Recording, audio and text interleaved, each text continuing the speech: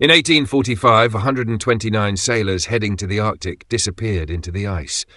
For 3 years there was no news from any of them. A diary found 179 years later revealed the horrifying truth. The writer of that diary was the ship's 24-year-old young doctor, Thomas Hartwell, and what he wrote constitutes one of the darkest chapters in human history. May 19, 1848, diary entry 847. I no longer know if it's day or night. Time flows differently amidst the ice, but I must write now because perhaps I will be writing for the last time. No one should forget what happened last night. No one should forget what mankind is capable of. This was Dr. Thomas Hartwell's final diary entry. But the truly astonishing thing wasn't how those 129 men died. The truly astonishing thing was what they were forced to do to survive in that icy hell. May 19, 1845, diary entry 1. Today is the most exciting day of my life. We set sail to discover the Northwest Passage with the HMS Erebus and HMS Terror. With our crew of 129, we are equipped with the most advanced equipment on England's most modern ships. Dr. Thomas Hartwell stood on the deck of the HMS Terror, swaying in the cold waters of the River Thames. The bottles inside the leather-bound medical bag in his hand clinked. The 24-year-old young doctor had just graduated from the University of Edinburgh and was assigned to one of the Royal Navy's most prestigious missions. Thanks to modern medical science, he had written in his diary, no one will die of disease on this expedition. I have quinine, opium, calomel, and most importantly, science. The HMS Erebus and HMS Terror were the most advanced steamers of their time. Each had 20 tons of canned meat, 16 tons of flour, 1 ton of chocolate, and 4,200 gallons of rum in their holds. 3 years' worth of provisions. Nothing was missing. When Captain Sir John Franklin, a 59-year-old experienced sailor, gathered the crew, he was filled with confidence. Gentlemen, today we will make history. We will be the first crew to find the Northwest Passage and open new trade routes for England. Thomas couldn't hide his excitement as he met the other officers on the ship. Ship's engineer James Reed, cartographer George Hodgson, botanist William Strong. Everyone was an expert in their field. Everyone was eager for this discovery. May 25th, 1845. We passed the shores of Greenland. The weather is getting colder, but there's nothing to worry about yet. The crew is in high spirits. Last night we sang on deck. We shouted Rule Britannia together towards the ice. When Thomas saw the first ice fragments, he was mesmerized. Massive white masses, like pieces of giant marble, drifted in the sea. They glittered brilliantly in the sunlight. It's as if nature is welcoming us, he had written. But at the same time, it's as if it's warning us too. As the ship's steam engines roared forward, coal smoke left a black trail behind them. When Thomas went out on deck, he noticed the blue of the sea turning increasingly grey. The waters were cooling. June 10th, 1845.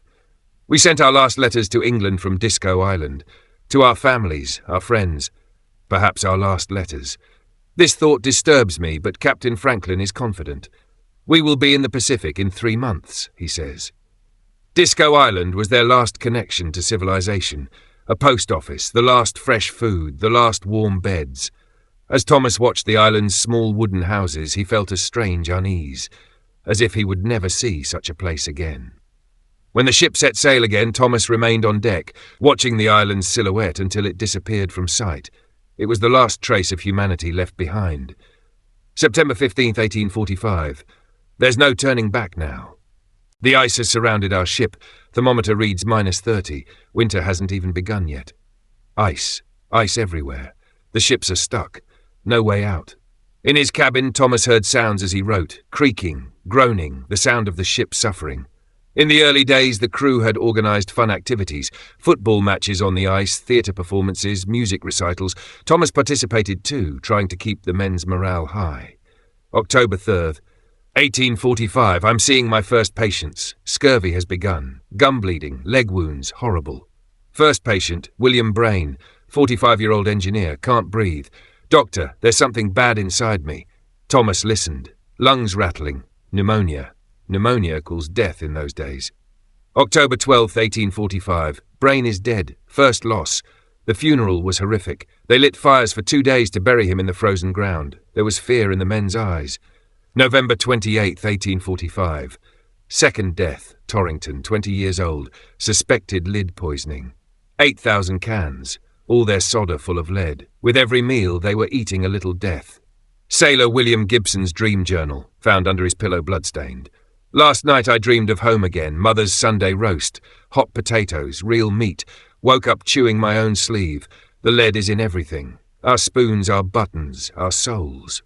We are dying from the inside, but still I dream of meat. Fresh meat. Walking meat. God forgive me for what I'm thinking about Petty Officer Morris. He looks so tender. The truth began to be understood then. The 8,000 cans, the solder inside them was all lead. With every meal, little by little, they were eating death. While examining Torrington's body, Thomas had discovered something horrifying. There were traces of lead in the man's body. His liver, kidneys, brain, everything was full of lead poison. December 15th, 1845. The sun is gone, 24 hours of darkness. The men are getting aggressive. Fight last night. 2 sailors, over canned meat. Knives were drawn. The polar night had begun. Only darkness through the window. Ice, wind, death. January 2nd, 1846. Third death, Hartwell. Definitely lead poisoning. Body yellow. Brain damage. Last words, my mother is waiting for me. His mother died 15 years ago. Thomas was now friends with death. New patients every morning, new funerals every evening. His Edinburgh knowledge was useless. No place to bury. The ground frozen like steel. They started burying the bodies in the ice. June 11th, 1847. Horrible news. Captain Sir John Franklin is dead. He was 61. The official report will say natural causes, but the truth is very different. The man killed himself. Captain Franklin's death had extinguished the crew's last hope. They had been stuck in the ice for 2 years. 24 men had died, and now no one believed they would ever return home. Thomas had stayed by Franklin's side in his final days. The man was becoming increasingly paranoid. Thomas, he said in a trembling voice, the men are looking at me. They're planning something. I know it. Captain, it's the lead poisoning. You're hallucinating. No. Franklin had slammed his fist on the table. They want meat. Fresh meat. You know what I mean. Thomas knew. The canned food was running out. Whispers were circulating among the men. Horrible whispers. June 13th, 1847. We buried Franklin. Captain Crozier took command. A tough man, but just. Perhaps he can save us. Perhaps. Francis Crozier was the captain of the HMS Terror, a 50-year-old, burly, stern-voiced Irishman. The men respected him, but they also feared him. His first order was clear. We will abandon the ships. We will walk south. Captain Crozier's order, April 22nd, 1848. Men, listen carefully. We abandon the ships at dawn. Each man carries 40 pounds, no more. Leave the silver, leave the books, leave everything that won't keep you alive. We march south to Back's Fish River. God help us all. The crew was silent. Everyone knew this was a death march. April 22nd, 1848, Thomas's diary. Today we abandoned the ships. 105 of us remain. Our losses are horrific. 24 dead, 9 of them officers. Even the buttons on our clothes were full of lead. Everything about us was full of lead. We were carrying our own death. The day they abandoned the ships was terrifying. As Thomas walked through his infirmary cabin for the last time, he thought about everything he was leaving behind. Medical books, medicines, tools. None of them had been any use. The men were pulling boats on sleds, 700-pound boats containing the last cans, weapons, books, useless books. Thomas had looked at the items loaded onto the boat, dinner services, silver cutlery sets, silk handkerchiefs, perfume bottles. Even on the brink of death, they tried to maintain English decorum. May 1st, 1848. 5th day of walking. We can manage 2 to 3 miles a day. The men find the load heavy. Today, we left 40 kilos of silverware in the ice. Silver services, candlesticks, cups. England's wealth remained in the ice. The march was hell. Progressing on the ice was like climbing a steep wall upwards. Slipping feet, sleds that kept sliding, men gasping for breath. Thomas continued to carry his medical bag. Inside was the last bottle of opium, a handful of quinine and morphine. Not enough for the survivors. Ordinary seaman David Sinclair's last letter, found in the ice, never sent. Dear Mother, the ice never melts here. We've been walking for weeks. My feet are black. Doctor says it's frostbite, but I know it's something worse. The officers don't tell us where we're going anymore. I think they don't know either. Yesterday we ate Johnson. He died in his sleep, they said. But I saw Gibson's bloody knife. I'm not coming home, Mother. Tell Mary I tried to be good. Your son, David. May 10th, 1848, Thomas's diary. A horrifying discovery. Charles Best's skull has cracks. His head was smashed. But Best didn't fall and hit his head. Someone crushed his head with a rock. Murder. The first murder had been committed. As Thomas examined Best's body, he understood the horrible truth. The man had been killed.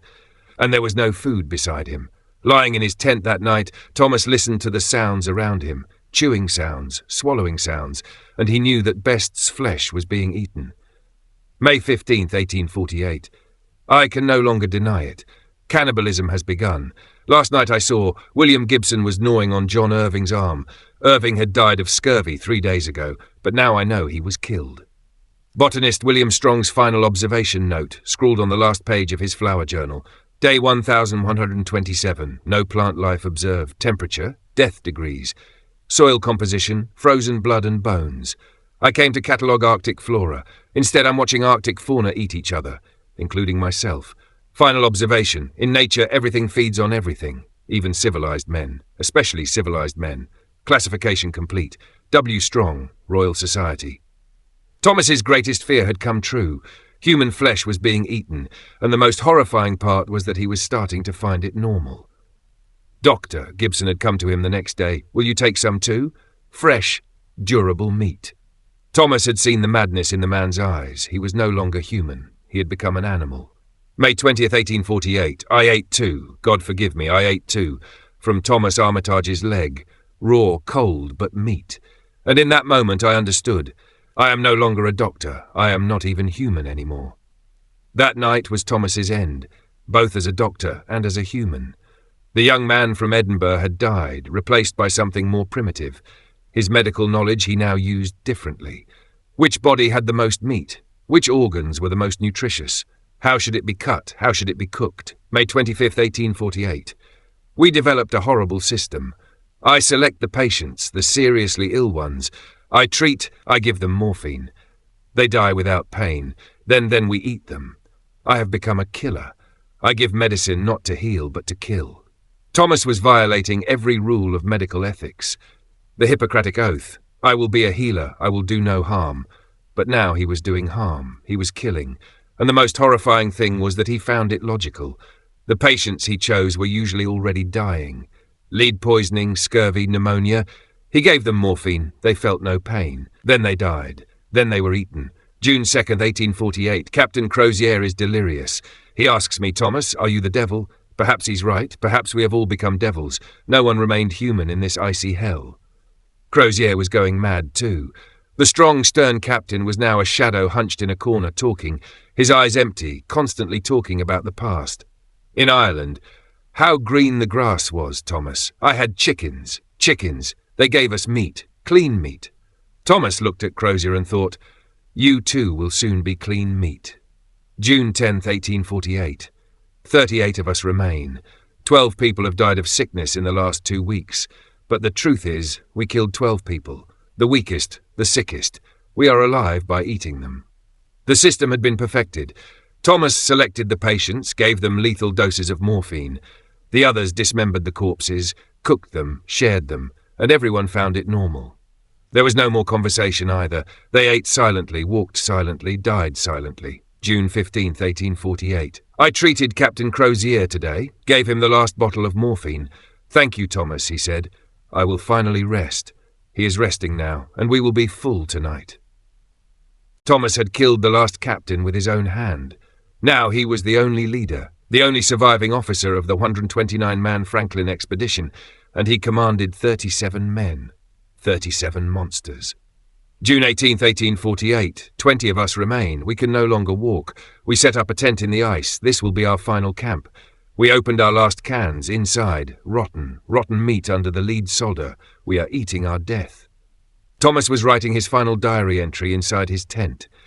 His fingers were frozen, his writing barely legible, but he had to write. Someone in the future had to read this.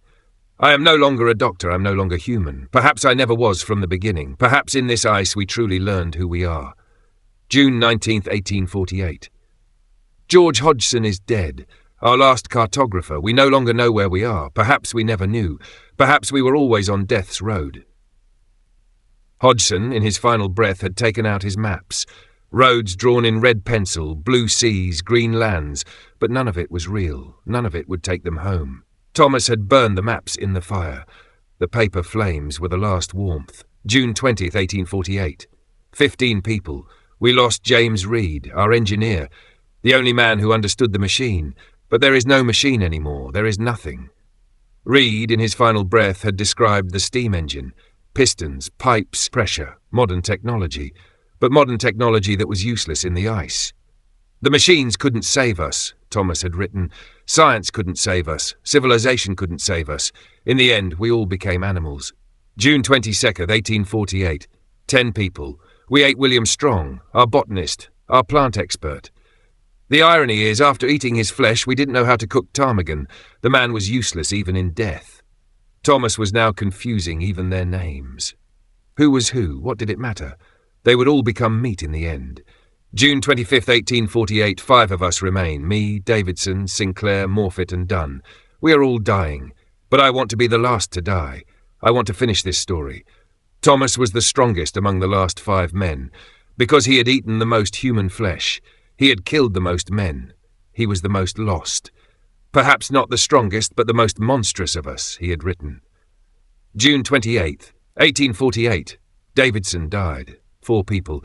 We ate him too. We don't even cook anymore. We eat it raw, like animals. Thomas had listened to Davidson's heartbeat, stopping with his stethoscope.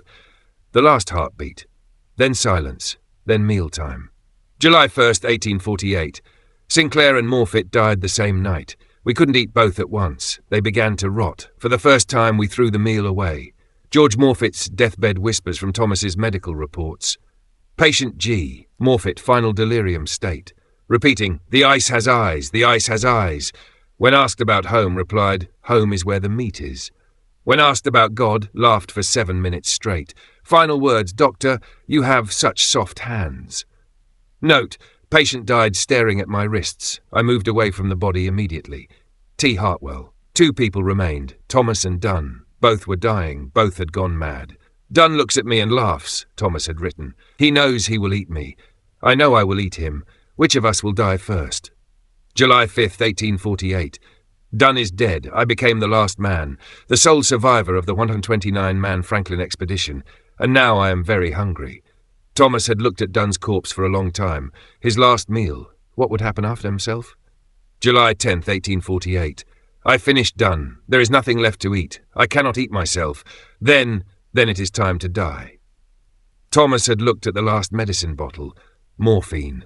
A lethal dose. His final service to himself. July 19th, 1848. Final entry. I no longer know if it's day or night. Time flows differently amidst the ice, but I must write now because perhaps I will be writing for the last time. No one should forget what happened last night. No one should forget what mankind is capable of. 129 men set out, scientists, officers, sailors, equipped with modern technology, England's best men. But we got lost in the ice, not just geographically, but humanly too. I swore an oath as a healer, to do no harm, to heal. But I killed 67 men, some with morphine, some with hunger, some with lies, and in the end I ate them all. To the person who finds this diary, please do not forget, we were English gentlemen, educated, civilized Christian men. But in the ice, we learned that civilization is a very thin layer, and beneath it lies a beast. The ice will melt, our corpses will be found. But that is not the real horror. The real horror is this: what we did will remain forever. With this diary. When humanity reads our story, they will see themselves in the mirror, and they will understand that inside every civilized person the same beast sleeps. Now I will drink the morphine. I will die without pain. My final patient will be myself. My final murder is against myself. But before I die, I want to say one more thing. We were heroes, we were explorers, we were pushing the boundaries of humanity, and here is our end, in the ice, with hunger, eating our own kind. Perhaps this is the true cost of discovery. Perhaps on every path into the unknown, such an end awaits us. God have mercy on us all, especially on William Braine, the first one I killed. He was innocent. I am not anymore. Dr. Thomas Hartwell, HMS Terror ship's physician, the last man. Epilogue 179 years later. March 2024, Canadian Arctic Research Centre. Dr. Sarah Chen's hands trembled as she closed the final page of the frozen diary. It had been in the ice for 179 years, but every word was legible. Is this real? DNA tests confirmed it. 47 corpses, traces of lead poisoning in all of them. First page. Thanks to modern medical science, no one will die of disease. Last page, I killed 67 men. The diary is now on display at the museum in Ottawa. Visitors who read it ask the same question. I wonder what I would have done. The end inspired by true events of the Franklin expedition. The characters and journals are fictional.